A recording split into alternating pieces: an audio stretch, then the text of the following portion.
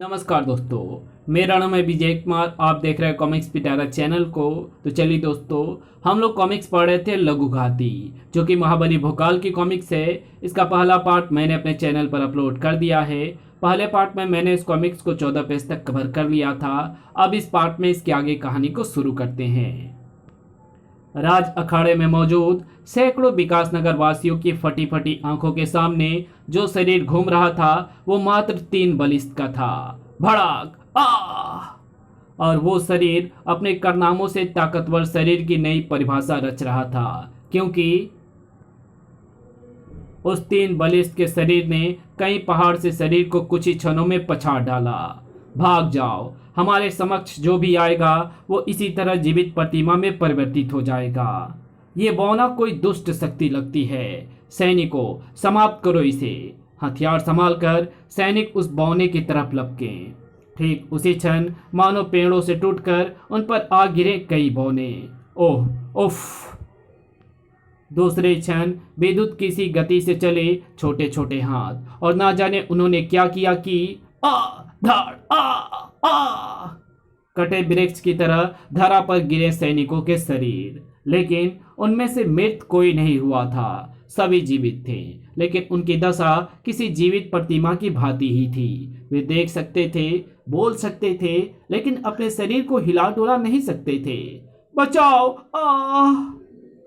भीमकाय पहलवानों के बाद सैनिकों की ऐसी दशा देखने वाले अब भला वहां कहां रुकते।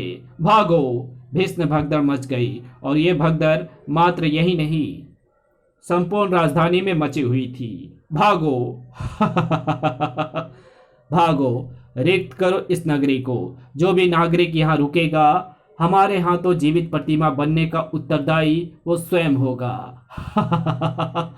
अब ऐसा नहीं होगा शैतान बौनो, क्योंकि तुम्हें चटनी की भांति कुचलने के लिए हम इस हाथी को ले आए हैं। चियाओ! आगे बढ़ो। इधर वो मदमस्त हाथी आगे बढ़ा, उधर हवा में लहराए 2 बौने जिस्म।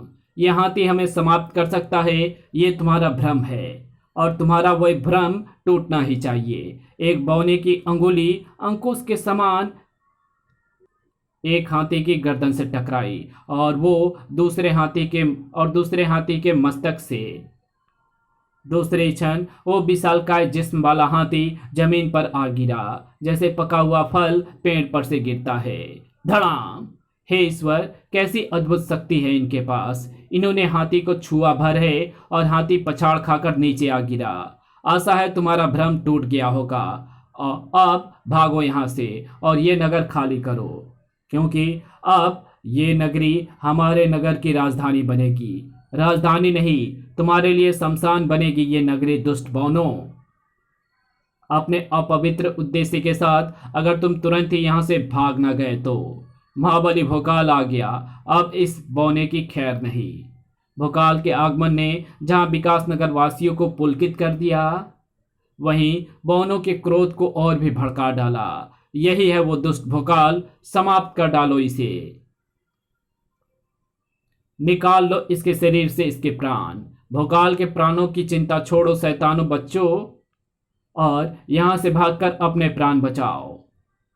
भाग जाओ इस नगरी से, अन्यथा तुम सबकी चिताएं यहीं जलेगी। हम यहां से भागने नहीं, अपितु इस नगरी पर अधिकार जमाने और तेरी चिता जलाने आए हैं भोकाल।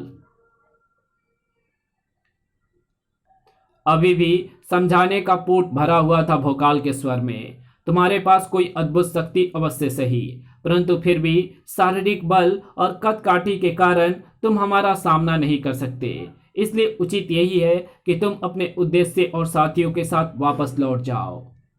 हम वापस लौटने के लिए नहीं, तुम्हारी नगरी को सदा के लिए अपना बनाने आए हैं। और रही कद काठी और शारीरिक बल की बात, तो मेरे प्रहारों से तुम्हें पता चल जाएगा कि भोकाल कि हम कद काठी में छोटे अवश्य हैं, परंतु धड़ाक तुझ जैसे को मिट्टी में मिलाने का साहस रखते हैं। उफ!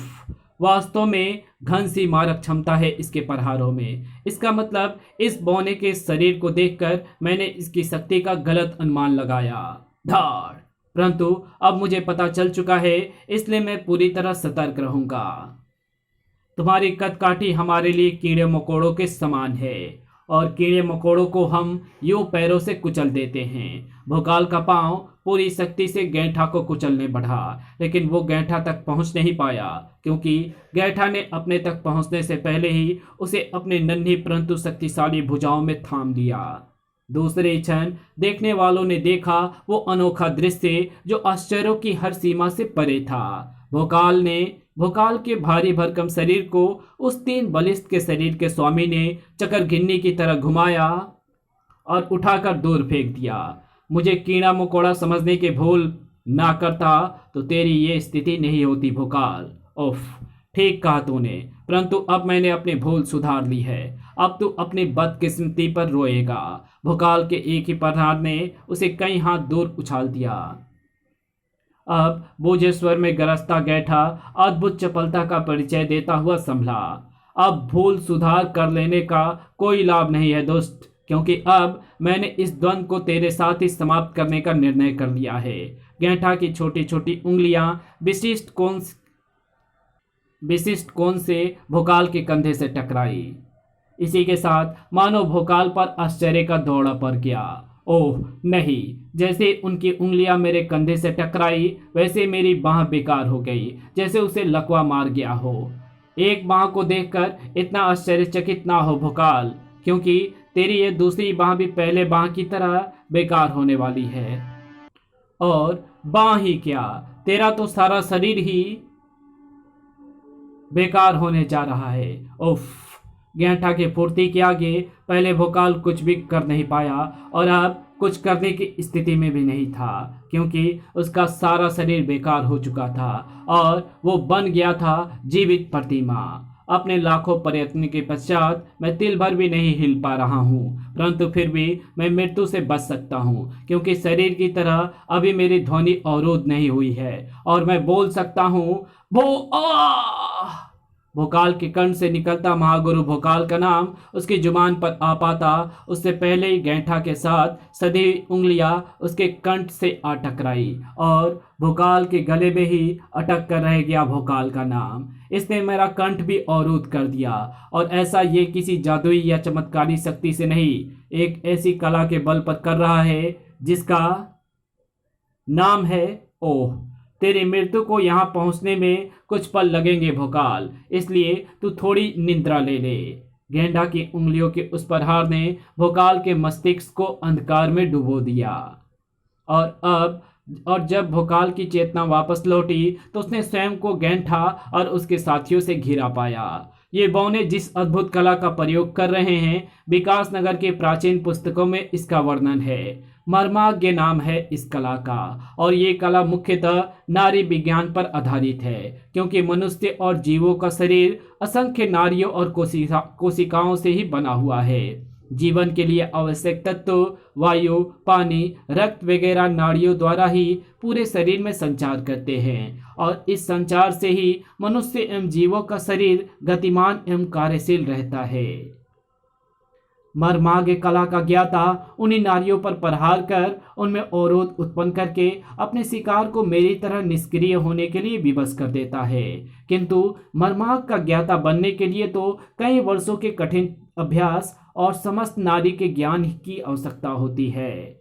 ऐसी योग्यता इन बौनों में कहाँ से आई? ये सभी मर्माज्ञ कला के ज्ञाता कैसे बने? जिन प्रश्नों ने भोकाल के मस्तिष्क में हलचल मचा रखी थी, उसके उत्तर भोकाल को शीघ्र ही मिलने वाले थे, बौने के सरदार गैंठा के मुख से। तेरी मृत्यु यहाँ पहुंच चुकी है भोकाल, परंतु उसके हाथों अपने इष्ट देव के पास पहुंचने से पहले अपनी इस मृत्यु के आने का कारण जान ले। याद होगा तुझे, कुछ समय पहले धरणीधर के साथ तेरा महासंग्राम हुआ था। जब महान धरणीधर अपना महल खोज रहा था तो आपके द्वारा हटाई गई चट्टान तेरे राज्य पर बरस रही थी। उससे अपने राज्य को बचाने के लिए तूने धरती का सीना चीर दिया था, जिसमें वो पूरा पर्वत समा गया। वे पर्वत खंड पाताल में बसी हमारी नगरी में समाते चले गए। कड़ाक बड़ाम बचाओ, और हमारी नगरी तबाह हो गई, लेकिन उनका बसाया संसार नहीं बचा।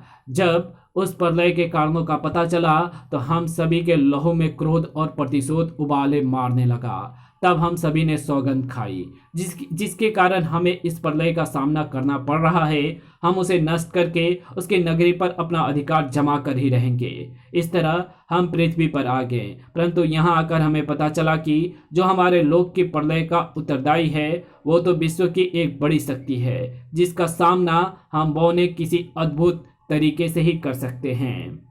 और शक्ति पाने के लिए हमने महायोगी योगेश्वर को चुना और उनके कदमों के आगे कूद कूद कर बलिदान देना आरंभ कर दिया।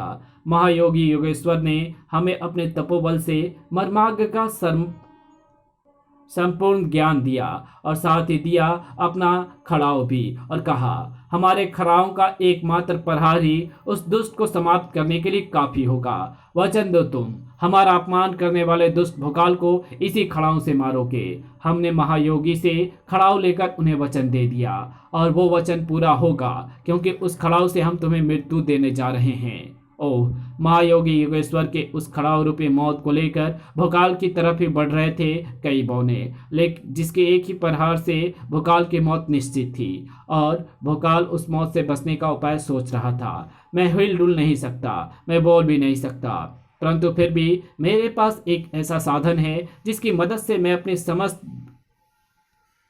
नारियों पर लगे अवरोधों को हटा सकता हूँ। और वो साधन है परहर्रा, जो मेरी मानसिक तरंगों से संचालित होता है।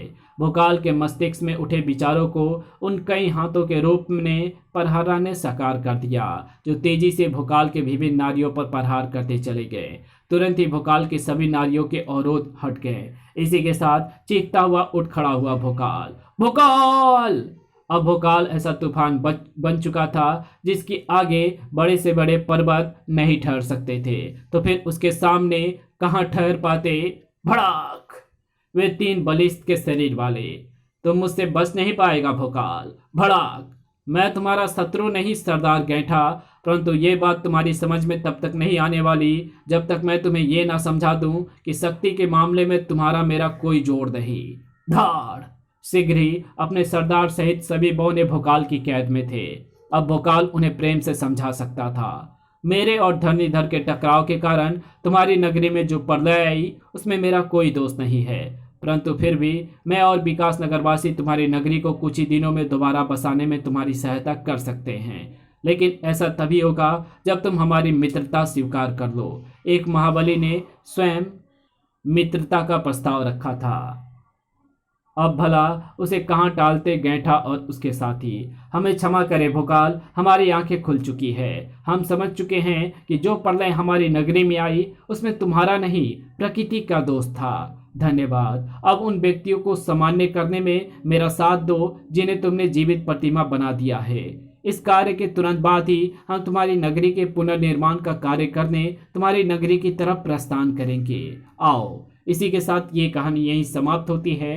तो आपको ये वीडियो कैसी लगी? वीडियो अच्छी लगी तो इस वीडियो को लाइक शेयर कमेंट जरूर कर देना। चैनल पे नए हो तो चैनल को सब्सक्राइब कर ऑल नोटिफिकेशन को सिलेक्ट जरूर कर देना। तो मिलते हैं आपसे एक और नई वीडियो में, तब तक के लिए बाय।